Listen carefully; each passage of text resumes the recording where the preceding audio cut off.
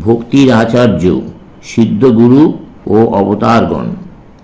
দুই প্রকার ব্যক্তি ভগবানকে মানুষভাবে উপাসনা করে না। পশু প্রকৃতির মানব, যার কোনো ধর্মই নাই, আর পরমহংস, সর্বশ্রেষ্ঠ যোগী, যিনি মানবভাবের ঊর্ধ্বে উঠিয়া গিয়াছেন, দেহ মনের বোধ দূরে ফেলিয়া দিয়াছেন, প্রকৃতির সীমার বাইরে গিয়াছেন। সমগ্র প্রকৃতি তার আত্মস্বরূপ হইয়া গিয়াছে। তার মনও নাই, শরীরবোধও নাই। তিনি যীশু ও বুদ্ধের মতো ঈশ্বরকে ঈশ্বররূপেই উপাসনা করিতে সমর্থ।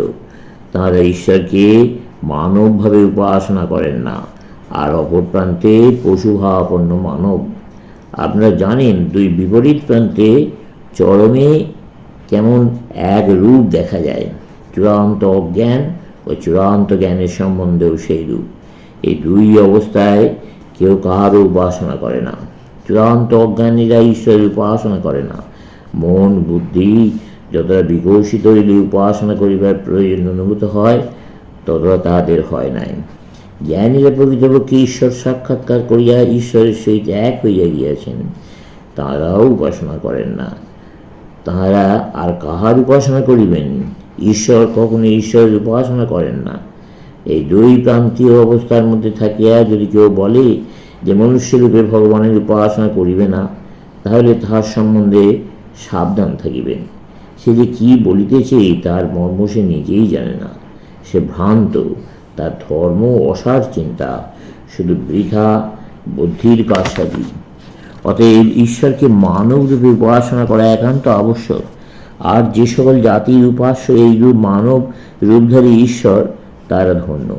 খ্রিস্টানদের পক্ষে খ্রিস্ট এইরূপ মানব দেহধারী ঈশ্বর। অতএব তারা খ্রিস্টকে দৃঢ়ভাবে ধরিয়া রাখুন।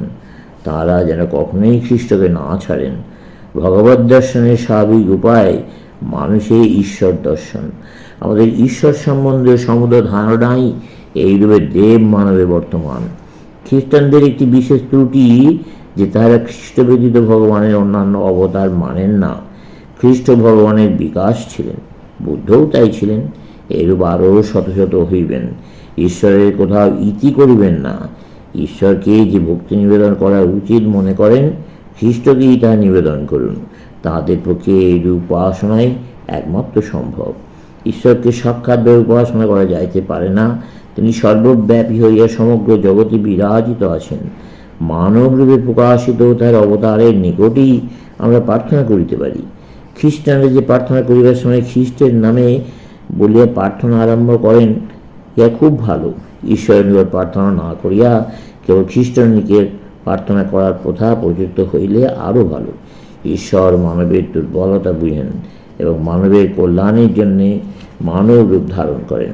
যখনই ধর্মের গ্লানি ও অধর্মের অভ্যুত্থান হয়, তখনই আমি মানুষকে সাহায্য করিবার জন্য জন্ম পরিগ্রহ করিয়া থাকি। জগতের সর্বশক্তিমান ও সর্বব্যাপী ঈশ্বর আমি যে মানব আকার ধারণ করিয়াছি তা না জানিয়া মূঢ় ব্যক্তিগণ আমাকে অবজ্ঞা করে ও মনে করে ভগবান আবার কিরূপে মানব রূপ ধরিবেন।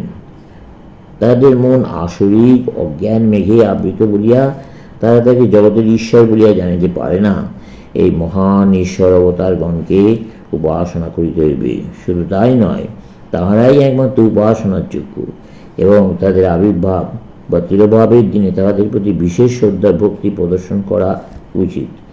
খ্রিস্টের উপাসনা করিতে হইলে তিনি যেরূপ ঈশ্বর উপাসনা করিতে ইচ্ছা করিয়াছিলেন, আমি তাকে সেইভাবেই উপাসনা করিব। তার জন্মদিনে আমি ভোজের আনন্দ না করিয়া বরং উপবাস এবং প্রার্থনা করিয়া কাটাইব। যখন আমরা এই মহাত্মাগণের চিন্তা করি, তখন তাহারা আমাদের আত্মার মধ্যে প্রকাশিত হন এবং আমাদেরকে তাঁদের সদৃশ করিয়া লন। আমাদের সমগ্র প্রকৃতি পরিবর্তিত হয়, তাঁদের মতো হইয়া যায়। কিন্তু আপনারা যেন খ্রিস্ট বা বুদ্ধকে শূন্যে বিচরণকারী ভূত প্রেতাদির সহিত এক করিয়া ফেলিবেন না। কি অন্যায়! খ্রিস্ট ভূত প্রেত নামানোর দলে আসিয়া নাচিতেছেন। আমি এই দেশে আমেরিকায় এসব বুজুকি দেখিয়াছি। ভগবানের অবতারগণ এইভাবে আসেন না। তাঁদের স্পর্শের ফল মানুষের মধ্যে অন্যভাবে প্রকটিত হইবে। খ্রিস্টের স্পর্শে মানুষের সমগ্র আত্মাই পরিবর্তিত হইয়া যাইবে। সেই ব্যক্তি খ্রিস্টভাবেই রূপান্তরিত হইয়া যাইবে। তার সমগ্র জীবন আধ্যাত্মিকতায় পূর্ণ হইয়া যাইবে। তাহার শরীরে প্রত্যেক লোমকূপ দিয়া আধ্যাত্মিক শক্তি বিচ্ছুরিত হইবে। রোগ আরোগ্যকরণে বা অন্যান্য অলৌকিক কার্যে খ্রিস্টের কতটুকু শক্তি প্রকাশ পাইয়াছে। তিনি নিম্ন অধিকারী জনগণের মধ্যে ছিলেন বলিয়া ওই ছোটখাটো বিস্ময়ের কার্যগুলি না করিয়া থাকিতে পারিতেন না। এই সকল অদ্ভুত কার্য কোথায় অনুষ্ঠিত হয়? ইহুদিদের মধ্যে, আর তাহারা তাকে গ্রহণ করিল না। আর কোথায় ওইগুলি অনুষ্ঠিত হয় নাই? ইউরোপে ওইসব অদ্ভুত কার্য ইহুদিদের ভেতর অনুষ্ঠিত হইল, আর তারা খ্রিস্টকে ত্যাগ করিল, এবং তারা শৈলোপদেশ ইউরোপে প্রচারিত হইল, সেখানে উহা গৃহীত হইল। মানুষ চিন্তাশীল, যা সত্য তা গ্রহণ করিল এবং যা মিথ্যা তা ত্যাগ করিল। রোগ আরোগ্য করায় বা অন্যান্য অদ্ভুত কার্যে খ্রিস্টের মহত্ব নয়। একটা মহামূর্খ ওইসব করিতে পারে, তারাও অপরকে আরোগ্য করিতে পারে। পিশাচ প্রকৃতির ব্যক্তিগণও অপরের রোগ সারাইতে পারে। আমি দেখিয়াছি অতি ভয়ানক অসুর প্রকৃতির ব্যক্তিগণও অদ্ভুত অদ্ভুত অলৌকিক কার্য করিয়াছে। তারা মাটি হইতে ফল উৎপন্ন করিয়া দেবে। আমি দেখিয়াছি অনেক মূর্খ ও পিশাচ প্রকৃতির ব্যক্তি ভূত ভবিষ্যৎ বর্তমান ঠিক ঠিক বলিয়া দিতে পারে। আমি দেখিয়াছি অনেক মূর্খ একবার মতো দৃষ্টিপাত করিয়া অতি ভয়ানক রোগ সারাইয়া দিয়েছে। এগুলি শক্তি বটে, কিন্তু অনেক সময় ওইগুলি পৈশাচিক শক্তি। খ্রিস্টের শক্তি কিন্তু আধ্যাত্মিক। তাঁর সর্বশক্তিমান বিরাট প্রেম ও তৎপ্রচারিত সত্যসমূহ চিরকাল রহিয়াছে, চিরকাল থাকিবে।